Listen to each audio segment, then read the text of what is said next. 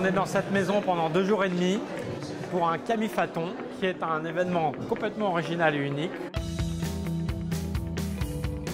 C'est un projet collectif pour imaginer la maison durable de demain. Les consommateurs, les fabricants, les experts et les designers. Il faut tout charger en même temps. C'est intense. C'est lanceur, ça permet d'amener une dynamique. C'est la première fois que je vois des fabricants qui ont envie de partir dans une telle démarche. C'est enrichissant parce que finalement on est tous pris par le rythme du travail et c'est des sujets sur lesquels il faut avoir le temps de se poser. C'est une expérience, c'est amusant, c'est original, c'est sympa. On respecte la consigne, c'est pas de censure. Faire venir celui qui utilise pour créer l'appétence de demain, c'est plutôt intelligent. Ensemble, on imagine les collections de la Camif de demain.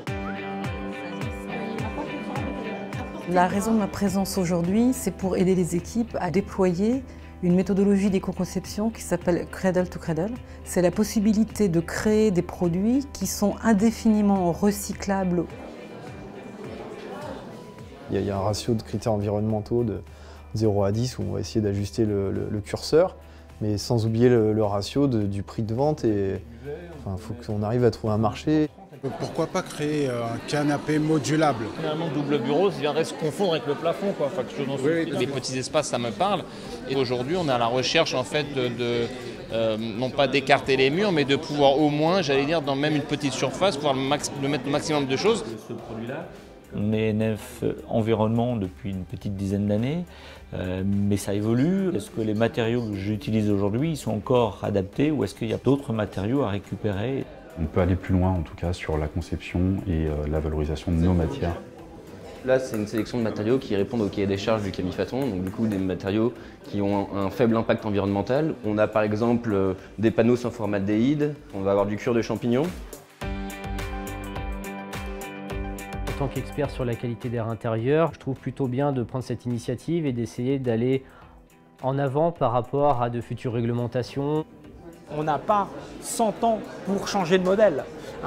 L'appel des 15 000 scientifiques, il dit qu'on a 3 ans pour changer nos modes de consommation et de production si on veut avoir une chance d'échapper au réchauffement climatique. Et donc ça veut dire qu'il faut qu'on accélère sur cette transition. Tout ce camifaton a pour objectif au fait de créer les produits pour la future marque de développement durable Camif. On va essayer d'y contribuer en utilisant des matières les plus proches possibles en termes d'appro.